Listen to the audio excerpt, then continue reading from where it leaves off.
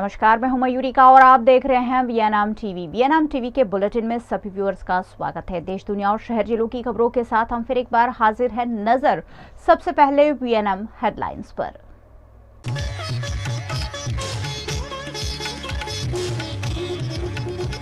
चंद्रयान 3 चांद पर इतिहास रचने के कुछ ही घंटे दूर, देश भर में प्रार्थनाओं का दौर।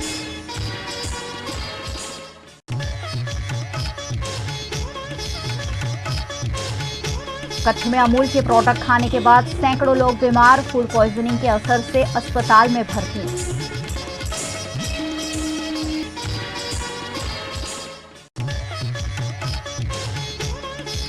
और वडोदरा के फतेहगंज में अशांत धारा लागू करने की मांग, प्रशासन ने लिए अभिप्राय।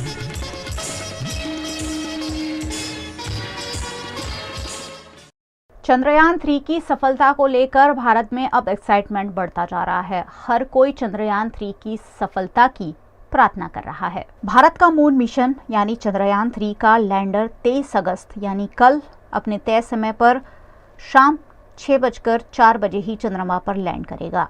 इसरो ने इस मिशन की जानकारी देते हुए कहा है कि सभी सिस्टम्स को समय समय पर चेक किया जा रहा है। ये सभी सही तरह से काम कर रहे हैं। इसके साथ ही इसरो ने चांद की नई तस्वीरें भी शेयर की है जो चंद्रयान 3 ने क्लिक की है। चंद्रयान ने 70 किलोमीटर की दूरी से लैंडर पोजीशन डिटेक्शन कैमरा की मदद से ये तस्वीरें खींची है। चंद्रयान 3 फिलहाल चांद पर लैंडिंग के लिए सटीक जगह खोज रहा है। इसे 25 किलोमीटर की ऊंचाई से लैंड किया जाएगा। मिशन की सफलता के लिए देश में जगह जगह पर हवन कराए जा रहे हैं। चंद्रयान 3 के लैंडर की सॉफ्ट लैंडिंग में 15 से 17 मिनट लगेंगे। इस ड्यूरेशन को 17 मिनट्स ऑफ टेरर यानी खौफ के 17 मिनट कहा जा रहा है। अगर चंद्रयान 3 मिशन सफल होता है तो भारत का चंद्रमा के साउथ पोल पर उतरने वाला पहला देश बन जाएगा। लैंडर मॉड्यूल की स्थिति और चंद्रमा पर स्थितियों के आधार पर यह तय किया जाएगा कि उस समय इसे उतारना उचित होगा या नहीं। अगर कोई भी फैक्टर तय पैमाने पर नहीं रहा तो लैंडिंग 27 अगस्त को कराई जाएगी। चंद्रयान का दूसरा और फाइनल डीबूस्टिंग ऑपरेशन रविवार रात 1:50 पर पूरा हुआ था। इसके बाद लैंडर की चंद्रमा से न्यूनतम दूरी 25 किलोमीटर और अधिकतम दूरी 134 किलोमीटर रह गई है। गुजरात के कच्छ से एक बड़ी खबर सामने आई है, जहां अमूल ब्रांड के दूध और दही खाने के बाद कई लोगों के बीमार पड़ जाने की घटना से सनसनी मच गई। गुजरात के कच्छ में अमूल के छाछ, दूध और दही खाने के बाद कई गांव और शहरों में फूड पॉइजनिंग का लोगों को असर हुआ है। भूज और मुंद्रा में अमूल के प्रोडक्ट्स खाने के बाद कई लोग फूड पॉइजनिंग और डायरिया जैसी बीमारी के शिकार बने हैं। सुरक्षा बल में भी कई जवानों को फूड पॉइजनिंग होने की जानकारी मिली है। अमूल के दूध, दही और छाछ के चलते कई लोगों को डायरिया और फूड पॉइजनिंग हो जाने से प्रशासन भी हरकत में आ गया है। इस मामले जांच के आदेश दे दिए गए हैं। કચ્છમાં આપણે અમુક તાલુકામાં ઝાડા ઉલટીના કેસ જોવા મળ્યા છે। ખાસ કરીને અંજાર, મુન્દ્રા, રાપર, ભુજ આ વગેરે તાલુકાઓમાં ઝાડા ઉલટીના કેસ જોવા મળેલ છે। તો જાહેર જનતાને મારે કહેવાનું કે આવા ઝાડા ઉલટીના કેસ જોવા મળે છે તો તમે ખાસ તો ખાનપાનની અને તમારી આરોગ્યલક્ષી બધી કાળજી રાખો। હા, જાણવા એ મળ્યું છે કે અમૂલની દૂધ અને છાશની કોથળીઓ અમુક દૂષિત એટલે કે કોન્ટામિનેટેડ કોથળીઓ પીવાથી જાહેર જનતાને આ ઝાડા ઉલટીના કેસ થયા છે। તો જાહેર જનતાને મારે એ કહેવાનું કે તમે ખાસ કાળજી રાખો કે આવું દૂધ કે છાશ તમે ન પીવો। વેપારીઓને પણ કડક સૂચના આપવામાં આવે છે કે જો કોઈ વેપારીઓ આવી અમૂલની કોથળી કે દૂધ કે છાશ પીતા હશે બરાબર, હા, તો તેમને પકડવામાં આવશે।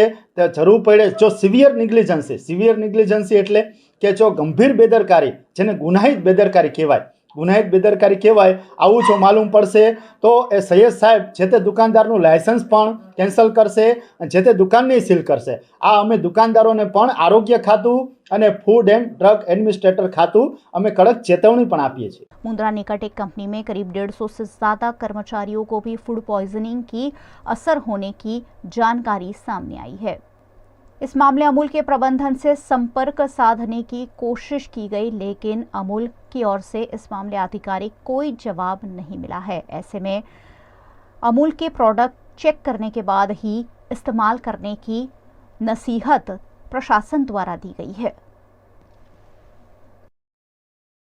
આપણે માધાપર નજીક જે આપણું ટ્રેનિંગ સેન્ટર છે ત્યાં લગભગ 30 લોકોને ગઈકાલે ફૂડ પોઈઝનિંગની અસર હતી. એ સિવાય બીજા લગભગ 25 લોકોને ફૂડ પોઈઝનિંગની ફરિયાદ આવી હતી. એ બધાને પ્રાથમિક સારવાર આપવામાં આવી છે. કોઈને કોઈ મેજર ઇસ્યુ નથી.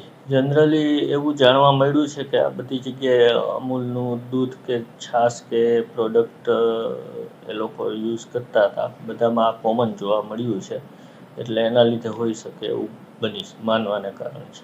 આગળ પ્રાથમિક રીતે તો ફૂડ પોઈઝનિંગ થયેલા લોકોને સારવાર આપવા માટેની પ્રક્રિયા અમે કરી હતી, એ થઈ ગયેલી છે.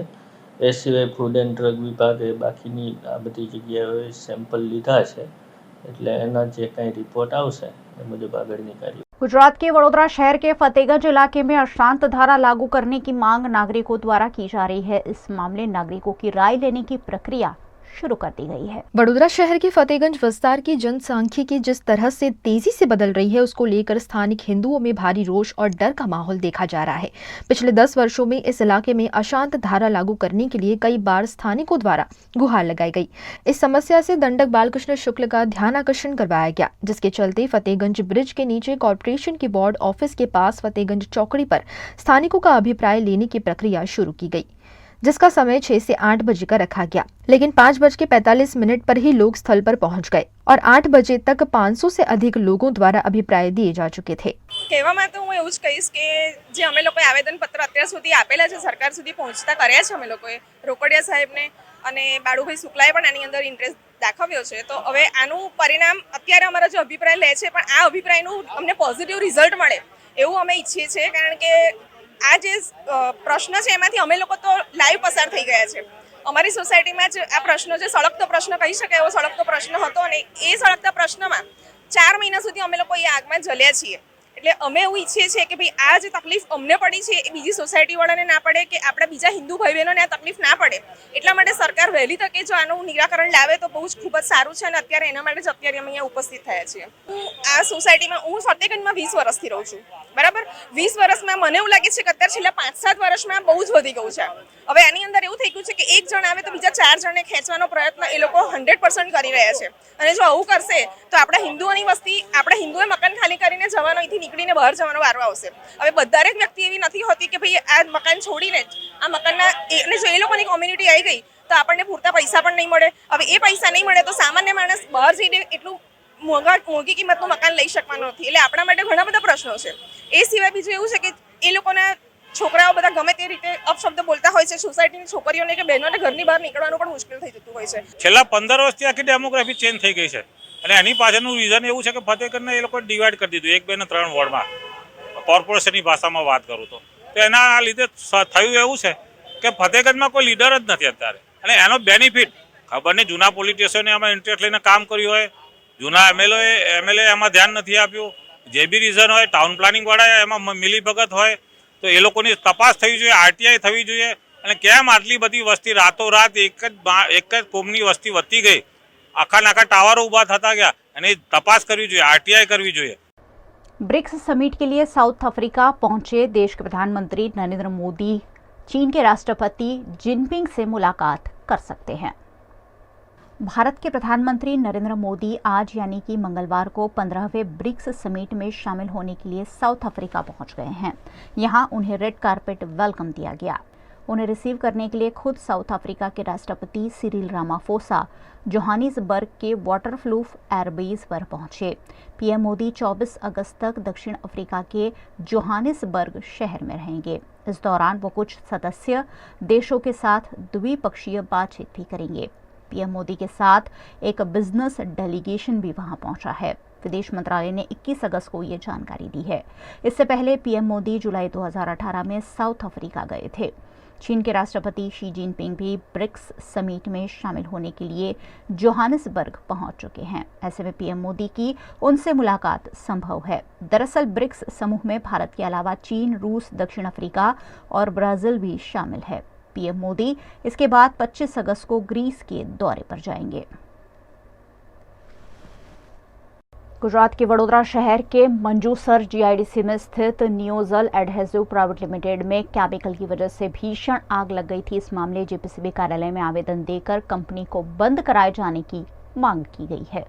गुजरात के वडोदरा जिला के सावली के मंजूसर जीआईडीसी में नियोजल एडहेसिव प्राइवेट लिमिटेड कंपनी कार्यरत है, जहां 2 दिन पहले केमिकल के चलते भीषण आग लग गई थी। इस मामले वडोदरा कांग्रेस द्वारा जीपीसीबी कार्यालय में आवेदन देकर मामले की ठोस जांच की मांग की गई है। वडोदरा शहर यूथ कांग्रेस अध्यक्ष कुलदीप सिंह वाघेला की अगुवाई में यूथ कांग्रेस के कार्यकर्ताओं द्वारा इस मामले जीपीसीबी कार्यालय पर विरोध प्रदर्शन करते हुए आवेदन देकर इस मामले की ठोस जांच की मांग करते हुए कंपनी को दी गई परमिशन पर सवाल उठाए हैं। हम लोगों ने वहाँ पे मुलाकात की तो हमें पता चला कि वहाँ पे ज्वलनशील पदार्थों का बहुत मात्रा में जत्था था, जो उसमें आग लगने से ये घटना बनी है।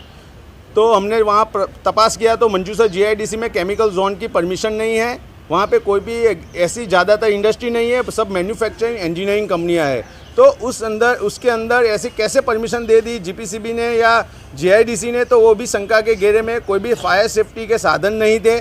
तो ये पूरे मुद्दे ऐसे हैं कि जहाँ पे भ्रष्टाचार हुआ है ऐसी परमिशन देने के लिए। तो हमारी आज जीपीसीबी को अनुरोध था कि तात्कालिक धोरण पे वहाँ पे इलेक्ट्रिसिटी सप्लाई बंद किया जाए और ऐसी भूतिया कंपनियों को बंद किया जाए। हम आज जीपीसीबी में मुद्दा लेके आए कि कल जो नियोसिल प्राइवेट लिमिटेड करके मंजूसर जीआईडीसी में कंपनी है, वहाँ पे 2 दिन पहले बहुत विकराल आग लगी थी और आग में हमें पता चला है कि वो कंपनी केमिकल का मैन्युफैक्चरिंग कर रही थी और वो भी गैर कायदेसर कर रही थी, क्योंकि पूरे जीआईडीसी मंजूसर में केमिकल प्लांट की कोई भी जगह पे परमिशन दी नहीं हुई है और ये कंपनी पिछले 10 साल से केमिकल का मैन्युफैक्चरिंग कर रही थी। इसकी वजह से बहुत नुकसान हुआ है और सब नसीबी की बात तो यही है कि उस दिन संडे था, इसीलिए वर्कर सब काम के नहीं थे, फिर भी उनको आजू बाजू जो फैक्ट्री वर्कर थे उनको भी नुकसान हुआ है। हमारी एक ही मांगनी है कि आप जीपीसीबी अधिकारी को कि आप पहले वहाँ जाके पूरा निरीक्षण करें और इनको कड़क से कड़क कार्रवाई करें उनके सामने। वीएनएम बुलेटिन में वक्त है एक छोटे से ब्रेक का। बने रहिए हमारे साथ। ब्रेक के उस पार भी खबरों का सिलसिला लगातार जारी रहेगा। देखते रहिए वीएनएम। अनेक वर्षोથી સરકારશ્રી તરફથી અવર્ગ ધરાવતી નામાંકિત Baroda citizen community cooperative credit society સર્વને શાહુકારો તથા પ્રાઇવેટ ફાઇનાન્સરોના આકરા વ્યાજમાંથી મુક્તિ અપાવે છે।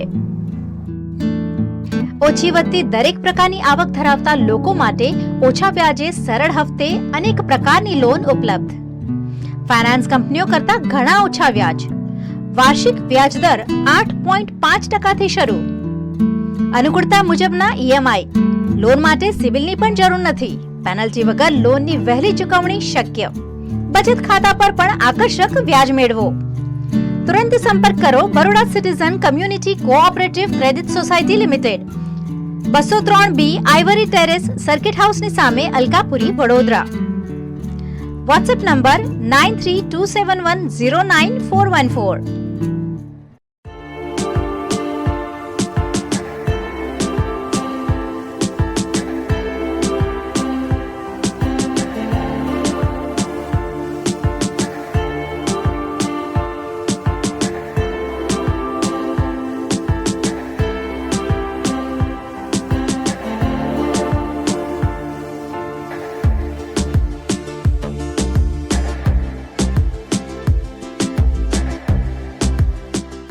भारत ले रहा है इलेक्ट्रिक अंगड़ाई। क्यों ना हम साथ चले, साथ चले, साथ बढ़े, साथ बढ़े, देश मेरे, देश मेरे।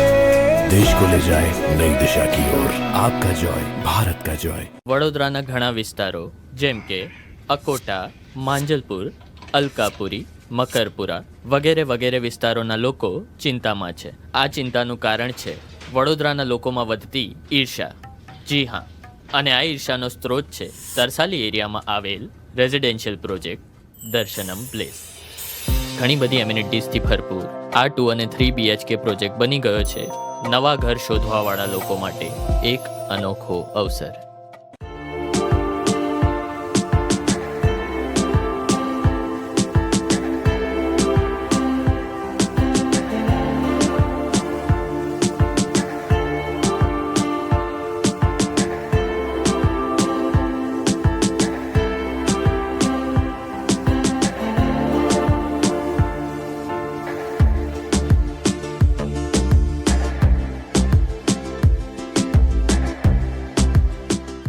भारत ले रहा है इलेक्ट्रिक अंगड़ाई। क्यों ना हम साथ चले, साथ चले, साथ बढ़े, साथ बढ़े, देश मेरे, देश मेरे।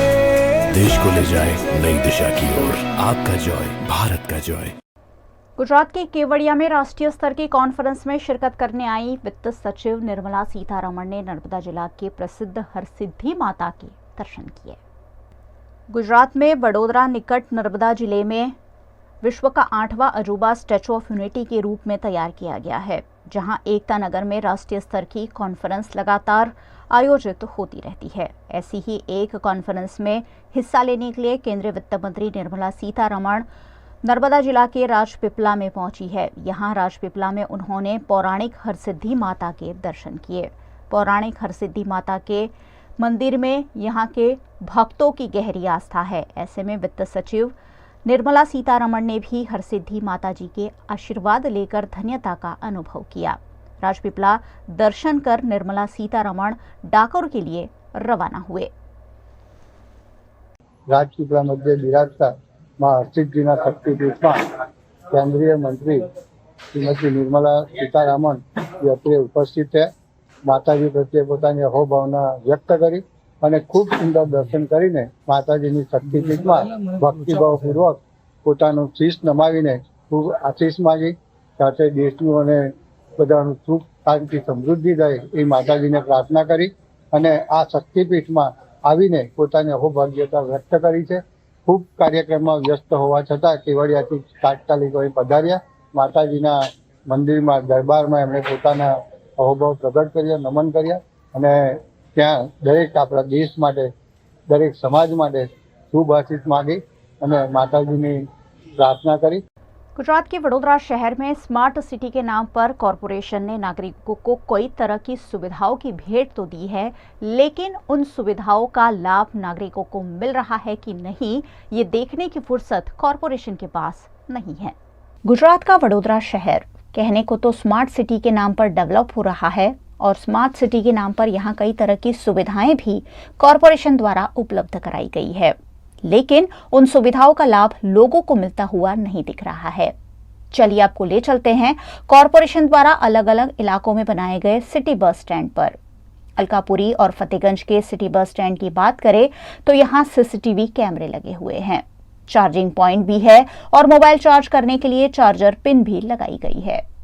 स्मार्ट सिटी की फैसिलिटी तो यहाँ उपलब्ध करा दी गई है, लेकिन जब देखने जाते हैं तो चार्जर पॉइंट बंद दिखाई पड़ते हैं।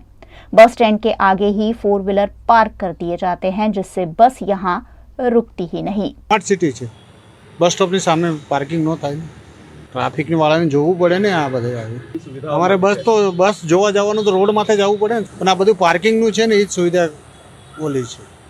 બસ સ્ટોપ ની સામે ગાડીઓ ન ઊભી રહેતા। यहाँ बस स्टैंड पर एलईडी डिस्प्ले लगाए गए हैं, जिसमें स्मार्ट सिटी और तारीख तो लिखी हुई आती है, लेकिन बस का टाइम, रूट या किसी भी अन्य तरह की जानकारी नहीं है। ऐसे में स्मार्ट कॉरपोरेशन और उनकी फिजूल खर्ची के बारे में क्या कहा जाए। नागरिकों को सुविधा उपलब्ध कराने की कॉरपोरेशन की मंशा तो सही है, लेकिन कुछ इलाकों में ही स्मार्ट बस स्टैंड बनाए गए हैं और वहां भी बस स्टॉप के आगे ही गाड़ियां पार्क कर दी जाती है, जिन्हें रोकने वाला कोई नहीं है। गुजरात के अन्य बड़े शहरों में सिटी बस स्टैंड पर लगे इलेक्ट्रॉनिक बोर्ड पर रूट भी लिखे होते हैं, लेकिन वडोदरा में ऐसा कुछ भी दिखाई नहीं पड़ रहा है। ये बस सुविधा किस प्रकार की है वो तो हमको मालूम ही नहीं है। यहाँ पर जो बोर्ड दिखता है उसमें नंबर 9 जो पड़ता है स्मार्ट सिटी, वो सब, तो ये रूट कहाँ जा रहा है, यहाँ बस कौन सी खड़ी रहेगी, कौन सा टाइम पे आएगी, ये होना चाहिए।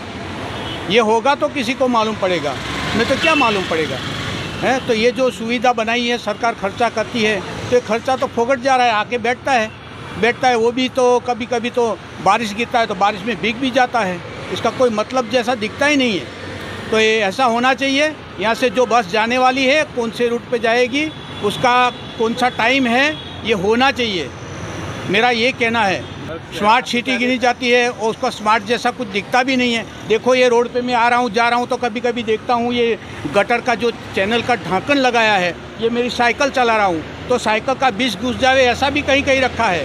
वो भी वो इंजीनियरों को पेमेंट देता है, वो इंजीनियर बना है, तो वो इंजीनियर कैसे बना है उसको तो ये दिमाग में होना चाहिए कि उसको कैसा लगाया जाए। तो कई जगह पे मैंने लोखंड का ढक्कन देखा है तो टेढ़ा लगाया है, जैसे सीधा साइकिल जाती है, सीधी मोटरसाइकिल जाती है, वो घुस जावे ऐसा। तो वो भी सुविधा होनी चाहिए ऐसी कि कई जगह पे रोड पे मैं देखता हूँ तो पेड़ लगाया हुआ है, पेड़ उसको क्यों नहीं काटता है, दूसरा पेड़ को काट लेता है। तो जहाँ पर अड़चल रूप है उसको काटना चाहिए, ऐसा मैं कई जगह में देखता हूँ। मैं बड़ौदा में साइकिल लेके ही घूमता हूँ। कॉरपोरेशन की संतोषकारक कामगिरी नहीं है। हाँ, जहाँ भी देखो कहीं ना कहीं फॉल्ट है ही। मैं तो देखता आया हूँ, मैं हर जगह में घूमता हूँ। तो ये सुविधा अच्छी होनी चाहिए, पैसा खर्चा होता है उसका इस्तेमाल बराबर होना चाहिए, हमारा ये मांग है। और ऐसे में कॉरपोरेशन का स्मार्ट वर्क सिर्फ दिखावा साबित हो रहा है, क्योंकि लाखों करोड़ों रुपए के खर्च के बाद भी सुविधा के नाम पर नागरिकों को कुछ नहीं मिल रहा है। कई लोग अपने वाहनों पर जाति और धर्म का प्रदर्शन अपनी शान समझते हैं, लेकिन ये झूठी शान अगर आप उत्तर प्रदेश में रह रहे हैं तो आपको महंगी पड़ सकती है। अगर आपने भी अपनी गाड़ी के शीशे पर डार्क फिल्म चढ़वा रखी है या फिर जाति विशेष या धर्म का नाम गाड़ी पर लिखवाना अपनी शान आप समझते हैं तो अब सावधान हो जाइए। अगर आप उत्तर प्रदेश में रहते हैं तो ये शौक आपको महंगा पड़ेगा। दरअसल G20 से पहले उत्तर प्रदेश पुलिस ने एक स्पेशल ड्राइव शुरू की है, जिसके तहत ऐसी गाड़ियों से स्टिकर और फिल्म्स हटाए जा रहे हैं और साथ ही मोटे चालान भी काटे जा रहे हैं। दिल्ली NCR में चलने वाले हजारों वाहनों पर इसी तरह जाति सूचक या धर्म सूचक स्टिकर देखे जाते हैं। उत्तर प्रदेश में भी अपनी अपनी गाड़ियों पर जाति और धर्म लिखवाना लोग अपनी शान समझते हैं, लेकिन अब ये झूठी शान महंगी पड़ सकती है। मोटर व्हीकल एक्ट का ये उल्लंघन है और ऐसे में उत्तर प्रदेश के CM योगी आदित्यनाथ ने खुद ऐसी गाड़ियों पर कार्रवाई करने के आदेश दिए हैं। साथ ही ब्लैक शीशे भी बैन किए गए हैं। अगर आम गाड़ियों से लेकर लग्जरी गाड़ियों तक में ब्लैक शीशे देखे गए तो उस पर अब पुलिस मोटे चालान काट सकती है। ऐसी तमाम गाड़ियों को उत्तर प्रदेश में रोक कर हटवाया जा रहा है।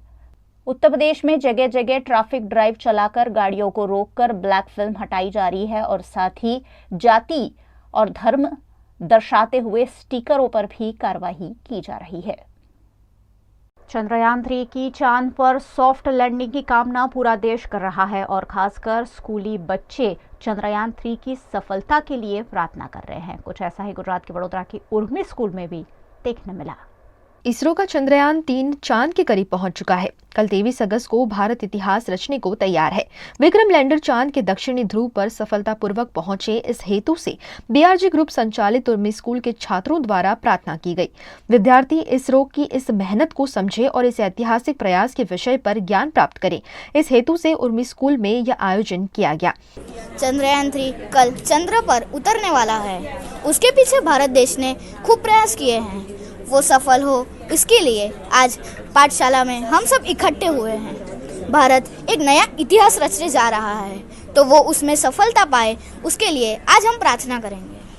साथ ही कल जब विक्रम लैंडर का लैंडिंग चांद के दक्षिणी ध्रुव पर होगा तो उस ऐतिहासिक पल को देखने की भी उर्मी स्कूल द्वारा विद्यार्थियों के लिए व्यवस्था की गई है।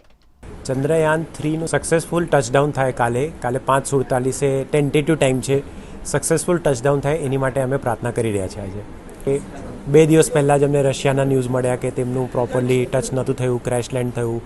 અમે થોડું લાસ્ટ ટાઈમ ચંદ્રયાન 2 વખતે અમે ડિપ્રેસ થઈ ગયા હતા, અમે અહીંયા જ લાઈવ જોતા હતા એ ટાઈમે બી। એટલે આ વખતે અમને ભારતનું નામ ઊંચું જોઈએ જ છે અને અમને ખબર જ છે કે ઇસરોના સાયન્ટિસ્ટે બહુ જ મહેનત કરી છે, એટલે બધા એમની માટે પ્રાર્થના કરી રહ્યા છે। गुजरात के अहमदाबाद में 2 करोड़ की ड्रग्स के साथ एक आरोपी को गिरफ्तार करने में SOG क्राइम ब्रांच को सफलता मिली है। गुजरात राज्य में शराब के साथ साथ अब नशीले पदार्थों की हेरफेर भी काफी आम हो गई है।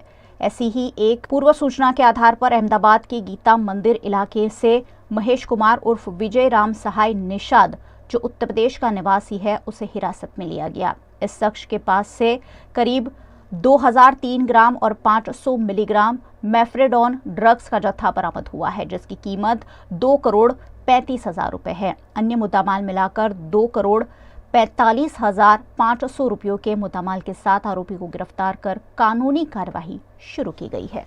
અમારા માનનીય પોલીસ કમિશનર સાહેબ અને એડિશનલ સીપી સાહેબની સૂચના અને માર્ગદર્શન હેઠળ અમે ડ્રગ્સ વિરુદ્ધની જે કેમ્પેન અમદાવાદમાં ચાલી રહી છે તેના ભાગરૂપે અમારી ટીમ છેલ્લા એકાદ મહિનાથી ગુપ્ત બાતમીઓ મેળવી અને મહેનત કરી રહી હતી અને તેઓને કાલ સવારે ગીતા મંદિર ખાતેથી મહેશ રામશરણ નિષાદ કરીને 28 વર્ષની ઉંમરનો યુપીના આંબેડકર નગર જિલ્લાનો રહેવાસી છે.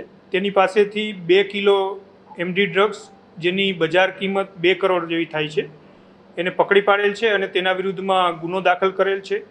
આ ડ્રગ્સ છે એ યુપીના જ બહેરઈ ડિસ્ટ્રિક્ટના એક સદ્દામ ઉર્ફે રઈસ જથ્થો મોકલેલ હતો એવી પ્રાથમિક વિગત અમને મળેલ છે. અમે તેઓને પકડવા માટે પણ અમારા પીએસઆઈ પીઆઈની 2 ટીમ યુપી રવાના કરેલ છે ગઈકાલે જ અને હાલ આગળની તપાસ ચાલી રહી છે અને તપાસ છે એ પોલીસ ઇન્સ્પેક્ટર ગોસાઈ કરી રહ્યા છે. અત્યારે અમારી પ્રાથમિક પૂછપરછમાં એવું જણાય છે કે આ ડ્રગ્સ છે અને સદ્દામે લખનૌથી આપેલું અને લખનૌથી જયપુર સુધી તે ટ્રાવેલ્સમાં આવેલો છે. જયપુરે 3 થી 4 કલાક રોકાયા હોવાનું પ્રાથમિક દ્રષ્ટિએ જણાય છે. એ અમારે હાલ હજી એની તપાસ કરવાની બાકી છે અને ત્યાર પછી એ અહીં મહાવીર ટ્રાવેલ્સની બસમાં અમદાવાદ સુધી આવેલ છે.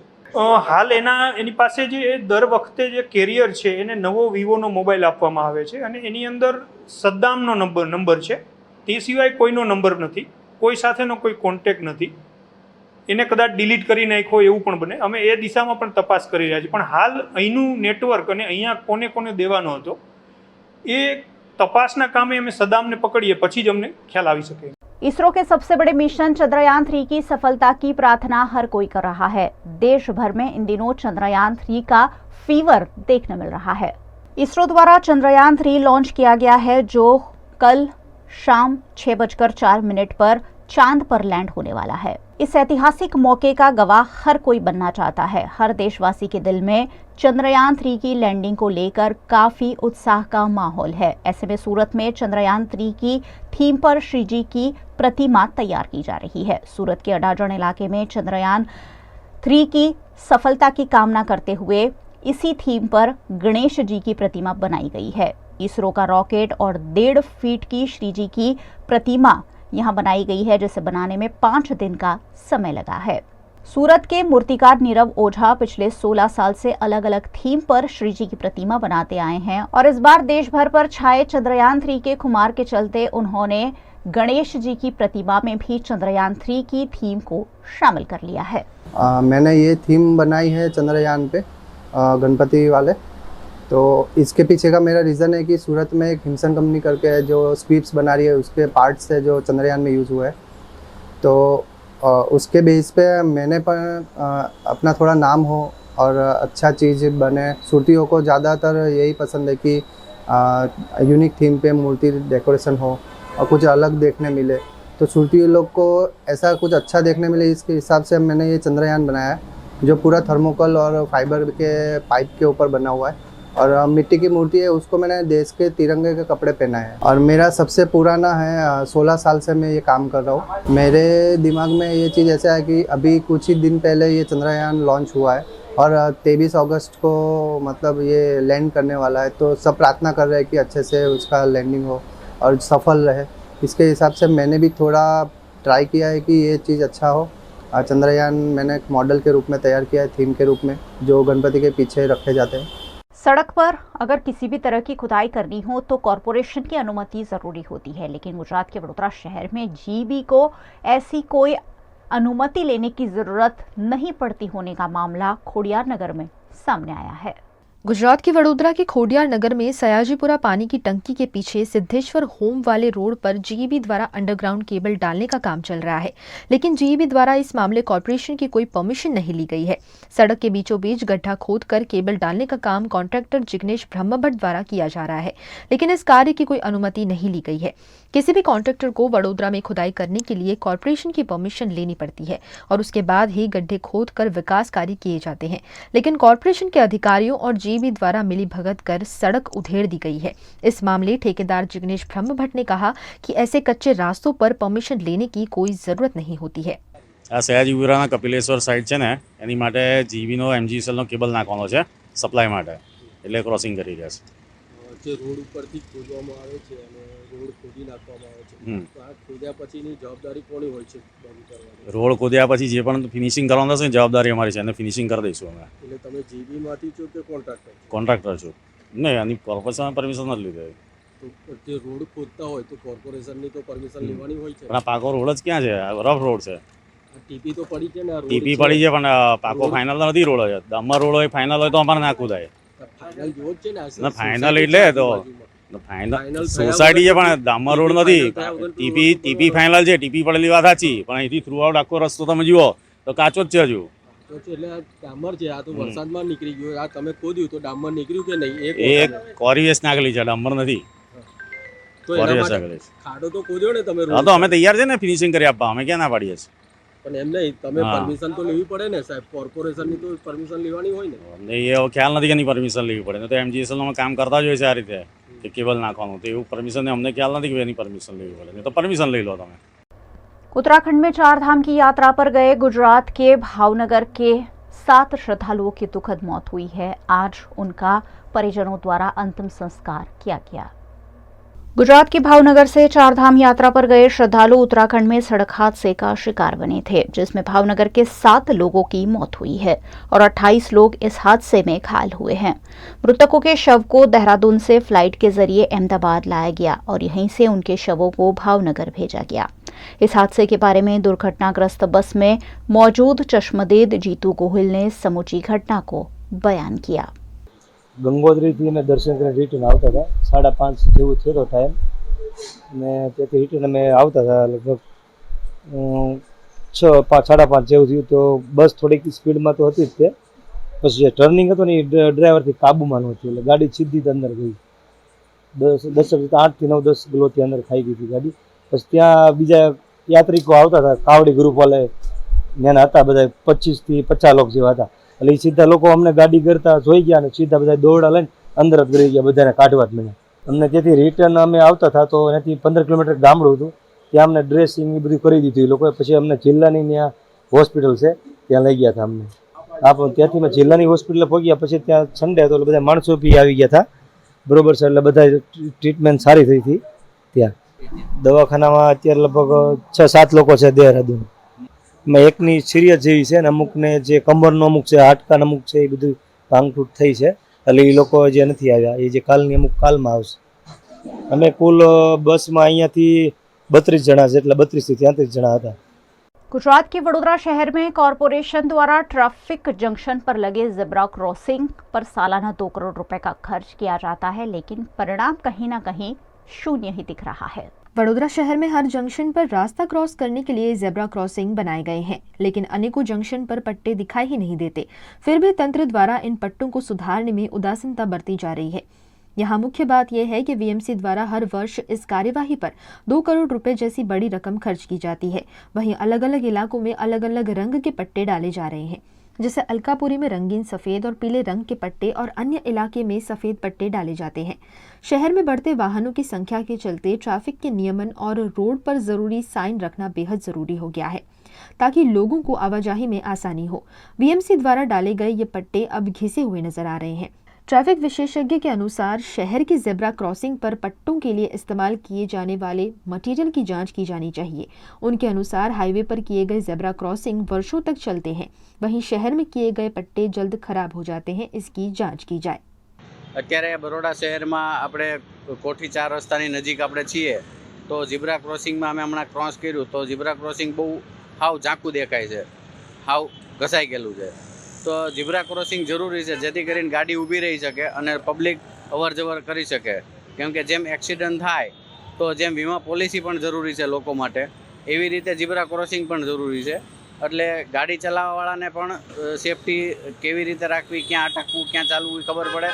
ચાલવાવાળા વ્યક્તિને તે ખબર પડે કેવી રીતે ક્યાં ચાલવું ને ક્યાં ઊભું રહેવું. તો એની બંને માટે નિયમો જરૂરી છે, અને નિયમો પ્રમાણે ચાલીએ તો લોકોની સેફટી રહે અને બહુ સારું રહે. ઝીબ્રા ક્રોસિંગ તો એ લોકો એના રીતે બધું કરે જ છે અને બધું સારી રીતે પેન્ટ કરેલું હોય છે, પણ જેમ અવર જવરને વપરાશ થાય એમ ઘસારો બધી વસ્તુમાં, જેમ આપણા શરીરમાં વપરાશ થાય છે અને ઘસારો લાગે છે, એવી રીતે એ વસ્તુમાં લાગે છે. તો સમયાંતરે એનું જેમ એક્સપાયરી હોય એ પ્રમાણે રીપેન્ટિંગ, પેઇન્ટિંગ ને બધું કરવું જરૂરી છે, જે એ લોકો કરતા હોય છે એની રીતે. આપણે એને કોઈ સલાહ તો ન આપી કે, પણ હાલ અત્યારે પેઇન્ટ કરવાની જરૂર મને લાગી રહી છે. અને બધી જગ્યાએ એવું જ છે કે બધું જે કરવું જરૂરી છે એ નથી કરતા, અને બીજી બધી જગ્યાએ તે બધા જેમ કરતા હોય છે નિયમોનું ઉલ્લંઘન, બીજા નિયમોનું ઉલ્લંઘન કરે તો એમ સલાહ દેવી સારી છે કે ઓલાએ આમ નહીં આમ ચલાવવું જોઈએ, પણ જ્યારે એકચ્યુઅલી પોતાની પરિસ્થિતિ આવે ત્યારે પોતે પણ એ જ ભૂલ કરતા હોય છે પાછા. તો એ બધાએ જો એક સાથે સમજી અને સારી રીતે રહે તો એ બહુ સારું રહે. આપનો પરિચય? મારું નામ સતીશ જાની છે, પ્રાઇમ વેલ કેર સોલ્યુશન પ્રાઇવેટ લિમિટેડમાંથી છું, અને ઓલ गुजरात में हमें बेसिकली इंश्योरेंस નું કામ કરીએ છીએ. रक्षाबंधन को अब कुछ ही दिन बचे हैं और बहनें अपनी भाई को राखी बांधने की तैयारियां कर रही है। इसी बीच गुजरात की भारतीय जनता पार्टी की महिलाएं प्रधानमंत्री मोदी को राखी भेजने की तैयारी में जुटी हुई है। रक्षाबंधन का त्योहार नजदीक है। रक्षाबंधन के त्योहार में भाई की रक्षा की कामना के साथ उसे राखी बांधी जाती है। गुजरात में जब प्रधानमंत्री नरेंद्र मोदी मुख्यमंत्री हुआ करते थे तब भारतीय जनता पार्टी की कार्यकर्ता महिलाएं उन्हें राखी बांधती थी। प्रधानमंत्री बनने के बाद भी इन महिलाओं ने ये सिलसिला कायम रखा है और ऐसे में गुजरात के गांधीनगर में इन दिनों प्रधानमंत्री नरेंद्र मोदी के लिए राखी बनाने का कार्यक्रम आयोजित किया गया। ये महिलाएं दिल्ली तक प्रधानमंत्री मोदी को राखी भेजती है और उनकी रक्षा की और सुरक्षा की कामना करती हैं। आ राखड़ी नरेंद्रभाई मोदी जे देशना यशस्वी वडाप्रधान અને ગુજરાતના પનોતા પુત્ર એમના માટે બનાવવામાં આવી રહી છે। આજે ગાંધીનગર મહાનગરની બહેનો આ રાખડી બનાવી આ રાખડી પ્રદેશમાં જશે અને પ્રદેશમાંથી વડાપ્રધાન નરેન્દ્રભાઈના હાથે જશે। વડાપ્રધાન નરેન્દ્રભાઈ મોદી કે જેમને ગુજરાતના મુખ્યમંત્રી હતા ત્યારે ગુજરાતની ધરા સંભાળી ત્યારે ગુજરાતના વિકાસ માટે ખૂબ કાર્યો કર્યા। એ કાર્યો કરતા હતા ત્યારે બહેનોને અહીંયા એમને રાખડી બાંધવાનો અવસર મળતો હતો, પણ જ્યારે અત્યારે કેન્દ્રમાં બેઠા છે, કેન્દ્રની સત્તા સંભાળી છે, ત્યારે બહેનો અહીંયાથી હરખભેર રાખડી બનાવીને મોદી સાહેબને મોકલવાની છે, ત્યારે બહેનોને હરખનો પાર નથી। ત્યારે આજે આખા ભારત વર્ષની બહેનો મોદી સાહેબને રાખડી બાંધી એમના લાંબા આયુષ્ય માટે, દેશની પ્રગતિ માટે મનોકામના કરી રહી છે। ત્યારે મોટી સંખ્યામાં બહેનો શહેરે શહેરે જિલ્લામાં બહેનો આવી રીતે રાખડી બનાવી મોટી સંખ્યામાં પ્રદેશમાં મોકલી અને દિલ્હી સુધી આ રાખડી પહોંચશે અને વડાપ્રધાન નરેન્દ્રભાઈ મોદી જે આજે ભારતને દેશના ખૂણે ખૂણે પહોંચાડી દેશની ધરા સંભાળીને આજે વિશ્વની ફલક ઉપર ભારતને પહોંચાડી રહ્યા છે, ત્યારે એમના મનોકામના માટે, એમના દીર્ઘાયુષ્ય માટે આશીર્વાદ આપી એમની મનોકામના પૂર્ણ થાય તેવા આશીર્વાદ આપી मनोकामना માટે प्रार्थना કરી રહી છે। गुजरात के भरूच जिला के उमल्ला के एक खेत में बड़ा सा अजगर पाए जाने से किसानों के साथ साथ अगल बगल रहने वाले लोगों में भी दहशत का माहौल देखने मिला। झगड़िया तालुका के खालक गांव की शाला के पास में स्थित एक खेत से 8 फीट लंबे अजगर को रेस्क्यू किया गया। अजगर को देखे जाने पर स्थानीयों द्वारा उमला वन विभाग को इसकी जानकारी दी गई। विभाग की टीम द्वारा तत्काल स्थल पर पहुंचकर महाकाय अजगर को भारी मशक्कत के बाद रेस्क्यू किया गया। वन विभाग की टीम द्वारा अजगर को उसका भोजन मिलता रहे ऐसे सलामत स्थान पर छोड़ा जाएगा। यहाँ उल्लेखनीय है कि झगड़िया तालुका के विविध विस्तारों में, खास करके नर्मदा कांठा के विस्तारों में अक्सर छोटे बड़े अजगर दिखाई दी जाते हैं। भारत चांद पर इतिहास रचने की बिल्कुल दहलीज पर खड़ा है। सिर्फ 24 घंटे और भारत का मून मिशन जो इसरो ने भेजा है चंद्रयान 3 के रूप में इतिहास बनाने जा रहा है। कल यानी 23 अगस्त शाम 6:04 पर साउथ पोल पर सॉफ्ट लैंडिंग होगी और अगर सब कुछ तय कार्यक्रम के मुताबिक होता है तो भारत साउथ पोल, चंद्रमा के साउथ पोल पर उतरने वाला पहला देश बन जाएगा। देश भर में चंद्रयान 3 की सफलता को लेकर तरह तरह के आयोजन किए जा रहे हैं। उत्साह है लोगों के दिलों में। लोग जानते हैं इस उपलब्धि के क्या मायने हैं और इसलिए आज इसी पर बात होने वाली है। नमस्कार, मैं हूं मयूरिका और आप देख रहे हैं VNM TV। और चंद्रयान 3 ये जो पूरा मून मिशन इसरो ने भेजा है उस पर बात करने के लिए मेरे साथ स्टूडियो में जुड़ चुके हैं डॉक्टर जितेंद्र गवली, डायरेक्टर है कम्युनिटी साइंस सेंटर के। सर, बहुत बहुत स्वागत है। Thank you very much. Chandrayaan 3 अब लोगों की सांसें भी बढ़ती जा रही है। ये जो एक्साइटमेंट है वो लगातार दुगना होता जा रहा है। हर जगह चंद्रयान 3 का फीवर जो है वो छाया हुआ है और इसरो और इसरो के वैज्ञानिकों की सांसें जो है वो कहीं ना कहीं थमी हुई है। दिल थामकर हर कोई इंतजार कर रहा है उस घड़ी का। ऐसे में चंद्रयान 3 पर आज बात होगी, टेक्निकल बातें भी होगी और साथ ही जो नॉलेज आपके और मेरे जैसे लोगों के लिए जानना जरूरी है उस पर भी डॉक्टर गवली हमें जानकारी देंगे। सर, चंद्रयान 3 इसरो ने ये जो मिशन भेजा, क्या कहना चाहेंगे इस पर आप पूरे मिशन के बारे में? ये सर्टेनली बहुत हमारे सबके लिए गर्व की बात है कि जैसे हमें पहले भी जैसे मार्स मिशन हमने किया या इससे पहले भी चंद्रयान मिशन 2 हो चुके हैं, तो हम अंतर्राष्ट्रीय दूसरे समुदाय के लोग हैं, दूसरे देश जो है 4 देश हम जानते हैं कि उन्होंने भी चंद्र को छुआ है, तो उनके कंपैरिजन में हम लोग बहुत ही हमारी इंडिजिनस टेक्नोलॉजी के साथ बहुत ही सस्ते खर्चे में हम लोग ये प्रयास कर रहे हैं जी। और ये चंद्रयान 3 इसलिए भी बहुत महत्वपूर्ण है कि इसकी 100% टेक्नोलॉजी हमारी इंडियन टेक्नोलॉजी जी। इसरो के करीबन 350 से 400 वैज्ञानिकों का पिछले 4 साल का मेहनत का नतीजा है, क्योंकि चंद्रयान 2 19 में हुआ था और वो फेल गया था, हमें पता है, उसका लैंडिंग नहीं हो पाया। इसीलिए तब से उन्होंने जो काम करना शुरू किया, हम लोग हमारे लिए कोरोना काल वगैरह था कि जो हम लोग आम तौर पर पूरा भारत देश ऑलमोस्ट बंद था, नहीं के बराबर चल रहा था, लेकिन इसरो के साइंटिस्टों को तब भी कोई चैन नहीं था, उनको तो ये मिशन करना ही था। इसीलिए आप सोचिए 350 से 400 लोग दिन रात एक करके मेहनत करके एक मशीन का वो करते हैं, आविष्कार करते हैं जी। और उसको इतनी दूर भेजते हैं और पूरे के पूरा उसका मतलब उसके हर एक प्रोडक्ट में इंडिया में बना हुआ है, मतलब हमारे देश की मिट्टी है उसी के अंदर, उसके सारे एलिमेंट हमारे देश के हैं, तो ये सबसे बड़ी गर्व की बात हम जैसे भारतीयों को लगनी चाहिए। बिल्कुल, हमारे स्वदेशी टेक्नोलॉजी अब इतनी एडवांस है, हम ये गर्व से कह सकते हैं कि भारत का मून मिशन चांद पर गया है। और पिछले कई वक्त से लगातार आप VNM TV पर चंद्रयान 3 की खबरों को फॉलो कर रहे हैं और अब वो घड़ी आ गई है जिसका इंतजार हम लगातार कर रहे हैं, जिसकी बात हम लगातार कर रहे हैं। 23 अगस्त जब 6:04 पर ये इतिहास रचा जाएगा। चंद्रयान 3 से पहले थोड़ा चंद्रयान 2 और चंद्रयान 1 के बारे में भी जरूर मैं जानकारी लेना चाहूंगी। सर, क्या कहना चाहेंगे, जो मिशन फेल हुए हैं उनकी वजह और उनसे क्या सबक लिया गया होगा? देखिए, ऐसा है कि चंद्रयान 1 तो हमारा बिल्कुल सक्सेसफुल मिशन रहा था, उसमें तो मतलब मून ऑर्बिटर की बात थी कि हमको चंद्र को जाके उसके इर्द गिर्द हमारा मतलब यान भेजना था और फिर वहाँ से ऑब्जर्वेशन किए और ये पूरा मतलब 1 साल वो मिशन चला था और वो उसको सक्सेसफुल कहा जाएगा क्योंकि उसमें इम्पैक्टर मतलब मून इम्पैक्टर भी था, ऑर्बिटर भी था, तो वो तो हमने मतलब यशस्वी तौर पर 2008 8वें महीने में, अगस्त महीना से लेके 2009 तक वो चला था, तो करीबन 1 साल का था वो। उसके बाद जो है एक गैप के बाद 2019 में फिर से चंद्रयान 2 के लिए जब इसरो तैयार हुआ और हमने चंद्रयान 2 भेजा भी, जब तक वो चंद्र की मतलब अपनी भ्रमण कक्षा में नहीं पहुंचा तब तक सब कुछ ठीक चला था, इसलिए हमारी आशाएं तब तक तो बंधी हुई थी और उसका जो क्रूशियल पार्ट रहता है वो लैंडिंग रहता है, वो हमें पहले भी पता था।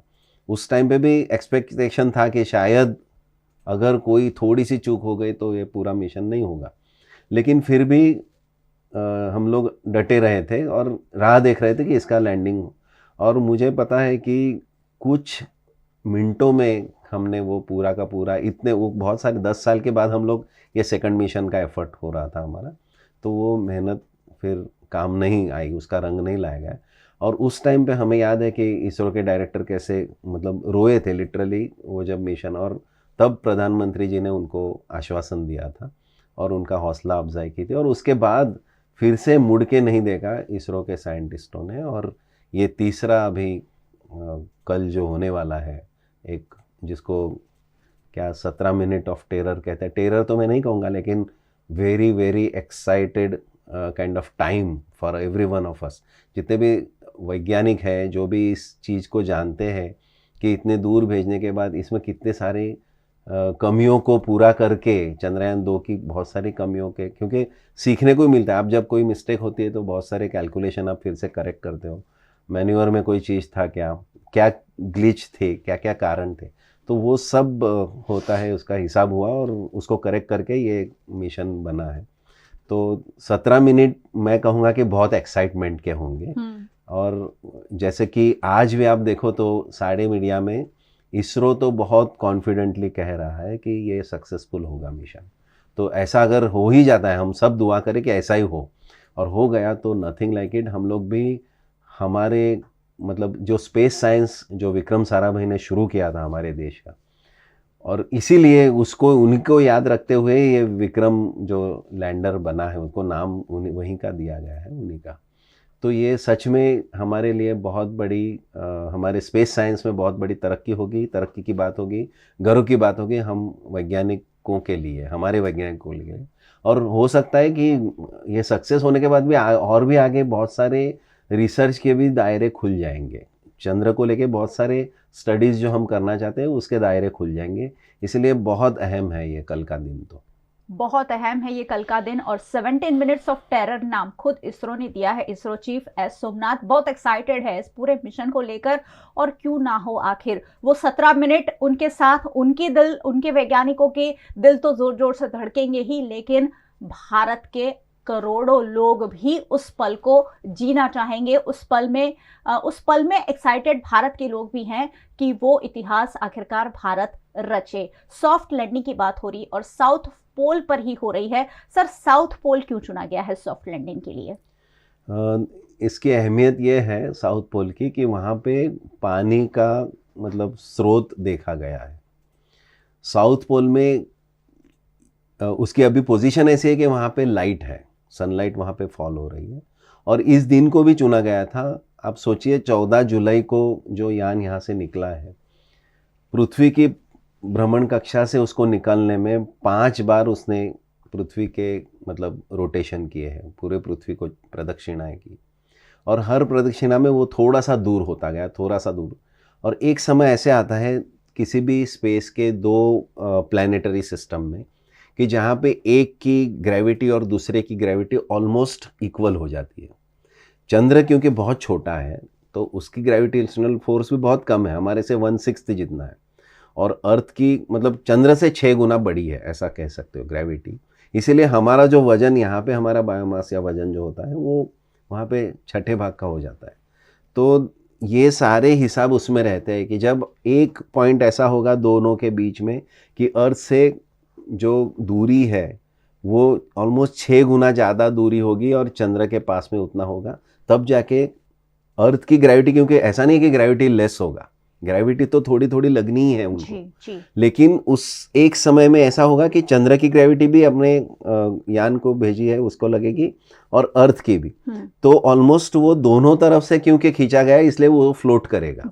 तो वो बहुत क्रूशियल पॉइंट होता है when you are sending someone into the orbit of the other planet या सैटेलाइट।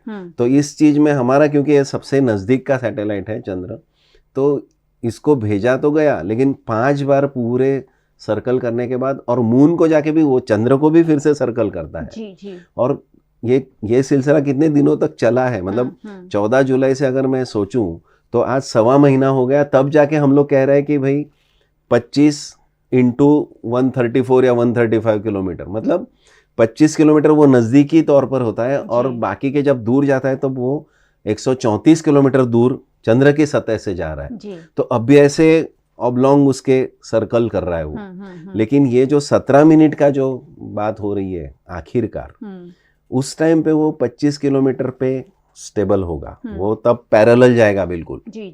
अभी क्या है कि थोड़ा सा टेढ़ा होके वो दूर जा रहा है और फिर से नजदीक आ रहा है, बाद में वो मून के बिल्कुल पैरेलल जाएगा सरफेस पे।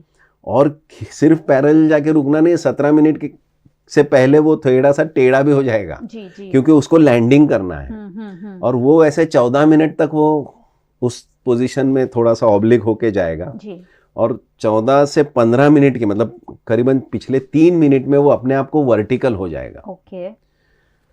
पूरे रिवर्स पोजीशन में एक चीज जा रही है, मतलब उसके प्रोपेलर वगैरह नीचे होंगे और वो ट्रैवल तो ऐसे ही कर रहा है लेकिन प्रोपेलर बंद है, और फिर उसको कहीं पे मोड़ना है तो उसके लिए अकॉर्डिंगली प्रोपेलर चालू बंद होंगे, उसको मोड़ा जाएगा। और स्पेस के अंदर ये सारा होना है, उसको सिर्फ प्रोग्रामिंग इतना बढ़िया से किया हुआ है कि हम लोग कॉन्फिडेंट है कि ये पूरा वैसे हो जाएगा। और जब वो पिछले 3 मिनट आएंगे, उस टाइम पे वो वर्टिकल पोजीशन में होगा और वो लिटरली हॉवरिंग करेगा। मतलब वो प्रोपेलर इतने सब चालू हो जाएंगे तो वो गिरने नहीं देंगे, वो एक जगह पे जैसे हेलीकॉप्टर खड़ा रहता है वैसा वो हॉवरिंग करेगा और उसके बाद वो सीधा वैसे ही जाएगा नीचे जी, और उसी को सॉफ्ट लैंडिंग कहते हैं। और उसी को सॉफ्ट लैंडिंग कहा जाएगा। और ये पिछले 3 मिनट तो उससे भी ज्यादा मतलब हमको, क्योंकि उस टाइम पे वो क्या करेगा, 3 मिनट जाके वो नीचे क्या फोटोग्राफी करेगा और नीचे कौन सी सतह ठीक है अकॉर्डिंगली थोड़ा सा आगे पीछे करके वहां पे लैंडिंग उसको करना है। जी जी। और सबसे अच्छी बात यह है कि ये पूरी जो कहानी है जो चांद पर घटने वाली है वो हम लाइव देख पाएंगे। VNM टीवी पर भी आप इस प्रसारण को देख पाएंगे। तो ये जो 17 मिनट है टेरर के नहीं, मैं तो कहूँगी वो भारत के 17 मिनट है जिसे हम साथ मिलकर जिएंगे। और ये पूरा प्रसारण इसरो का दावा है कि वो सोशल मीडिया पर दिखाएगा, तो ज़रूर हम जुड़ें। सर 17 मिनट की ये जो बात है, चलिए हम यही कामना करते हैं कि 101% हम सफल ही होंगे। बहुत सारे सबक लेकर ये चंद्रयान 3 को भेजा गया है, बहुत सारे होमवर्क किया गया है, बहुत सारा काम किया गया है, लेकिन इसके फेल होने के कोई चांसेस, वहां जाकर कोई टेक्निकल गड़बड़ी हो, ऐसा कुछ हो सकता है पॉसिबिलिटी?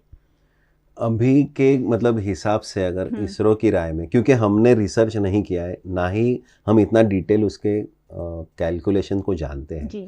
लेकिन चंद्रयान 2 में जो करेक्शन किए गए वो सारे के सारे 100% करेक्शन करने के बावजूद और भी उनको कुछ लगा तो वो सारे भी मतलब खामियां दूरियां सब उन्होंने मिटा दी है पूरी। और उसके बाद ये एफर्ट हुआ है चंद्रयान 3 के लिए। इसलिए इसरो का अगर हम माने तो वो तो बहुत कॉन्फिडेंट है कि ये तो ठीक से ही होगा, उसका लैंडिंग स्मूथ ही होने वाला है, उसमें कोई दिक्कत नहीं आने वाली है। एक्चुअली चंद्रयान 2 में भी ऐसा हुआ था कि तब तक जब तक हम लोग लैंडिंग कक्षा में नहीं पहुंच गए थे उस टाइम तक हम लोग सही जा रहे थे बिल्कुल। मतलब इनका 2-2 1-1 मिनट का हिसाब भी ठीक बैठ रहा था कि भाई इस समय इसको यहाँ होना चाहिए तो वहीं पे है। मतलब उसमें कोई फर्क नहीं आता था, इतना एक्यूरेसी से हमने वो पहला भी 2 वाला भी निभाया था। लेकिन वो लैंडिंग के समय एक के बाद एक कठिनाई आई और फिर वो जो गिर गया, क्रैश हो गया जी। अभी देखिए हम कंपेयर करें रशिया की तो अभी रशिया का 2 दिन पहले वो ल्यूना 25 जो बना था वो गिर गया जी।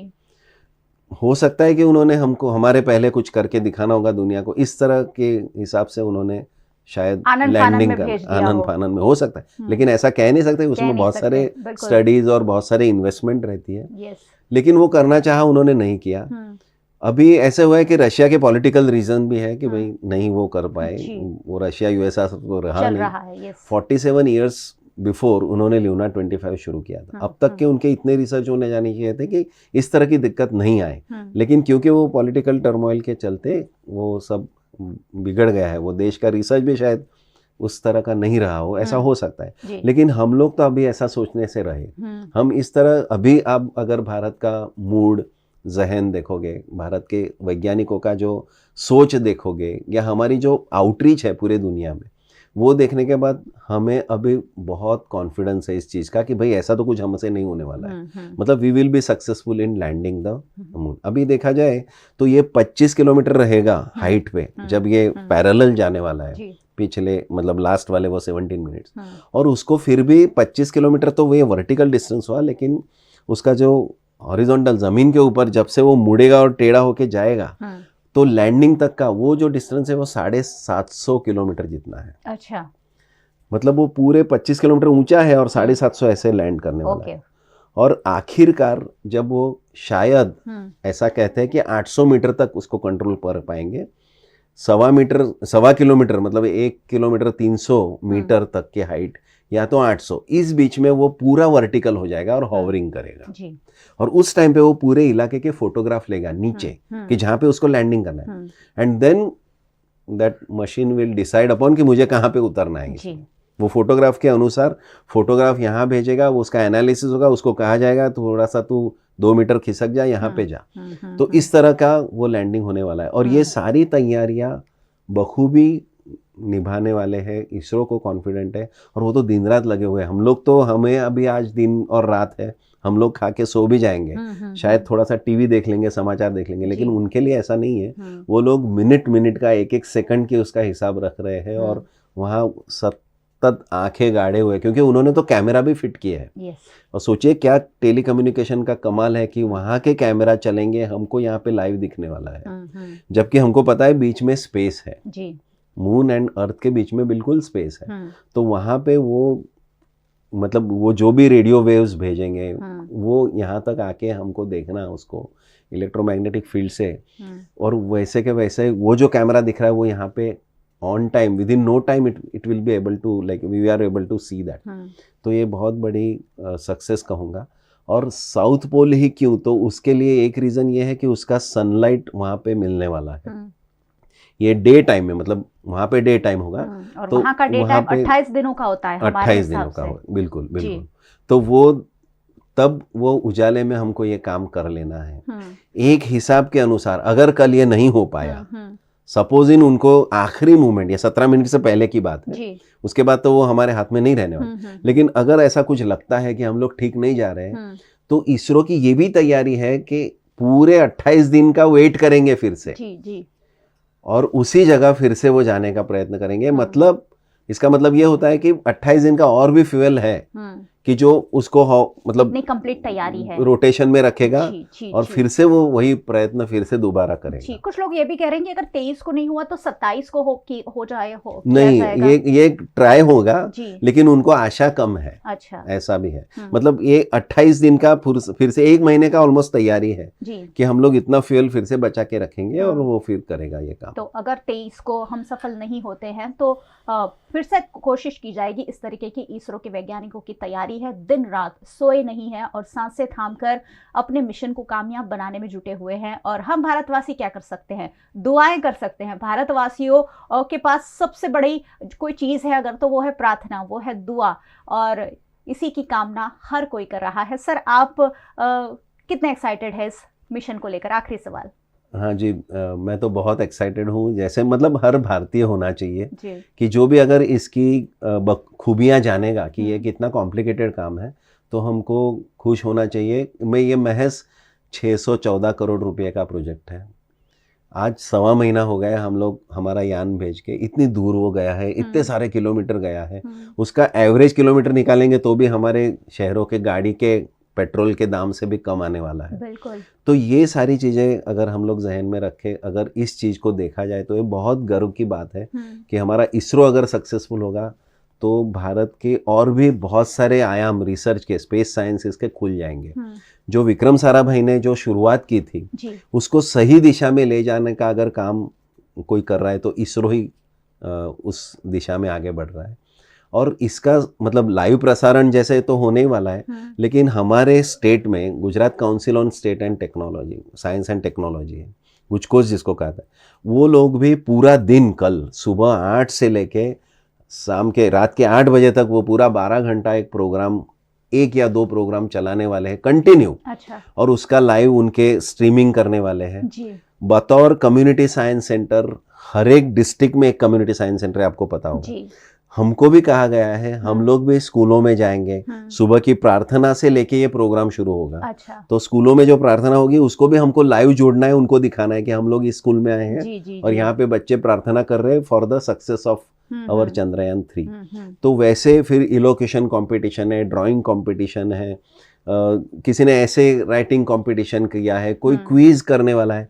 पूरे गुजरात में कल का दिन तो हम लोग सब कम्युनिटी साइंस सेंटर बिजी रहेंगे। सेलिब्रेशन, ये एक सेलिब्रेशन होगा हमारे लिए, एक फेस्टिविटी जैसा हो गया है, एक फेस्टिवल होगा। चंद्रयान 3 का लैंडिंग इज सक्सेस स्टोरी तो इवनिंग में पता चलेगी, लेकिन हम लोग तो सुबह से ही वो फेस्टिवल मूड में होंगे, हम लोग सेलिब्रेशन करेंगे उसका। चलिए, हम सब मिलकर यही प्रार्थना करते हैं। भारत त्योहारों का देश है, हमेशा हर चीज को जश्न के रूप में मनाने की भारत की परंपरा ही है, और इसी परंपरा को चंद्रयान 3 के साथ भी कायम रखा जा रहा है। जैसे कि जितेंद्र सर ने बताया कि दिन भर बहुत सारे आयोजन स्कूलों में यहाँ वहाँ किए गए हैं और आपको जुड़े रहना है। अब से 24 घंटे से कुछ ही घंटे और चंद्रयान 3 को वो जो मिशन जिसकी हम इंतजार कर रहे हैं उसके लिए कुछ ही अब घंटे बचे हैं। ऐसे में आप भी जुड़े रहिए वीआरएम के साथ। सब बहुत बहुत शुक्रिया आप हमारे साथ जुड़े। Thank you very much, thank you for inviting me. और बहुत बहुत शुक्रिया आप सबका हमारे साथ जुड़ने के लिए। आपको वैसे भी जुड़े रहना है। चंद्रयान 3 की सॉफ्ट लैंडिंग VNM पर आप जरूर देख पाएंगे और उसके बाद भी इस पूरे मिशन को लेकर चांद पर क्या क्या हो रहा है, चंद्रयान 3 क्या क्या कर रहा है, ये सारी चीजें आप VNM TV पर देख सकेंगे। VNM TV पर वही बातें हम चर्चा करते हैं जो सीधी सीधी आपसे जुड़ी है। चंद्रयान 3 का पूरा मिशन आप VNM TV पर लाइव देख सकेंगे। VNM का YouTube चैनल है जहां आप ये प्रसारण देख रहे हैं, सब्सक्राइब कर लीजिए अगर नहीं किया है तो। आप हमें फेसबुक पर भी देख सकते हैं, वहां भी आप शेयर कीजिए। आप हमें OTT platforms DD Hunt, Vodafone TV, जियो TV और जियो TV फाइबर 498 नंबर के चैनल पर VNM TV को 24 घंटे लगातार देखा जा सकता है। देखते रहिए VNM, जुड़े रहिए VNM के साथ। नमस्कार।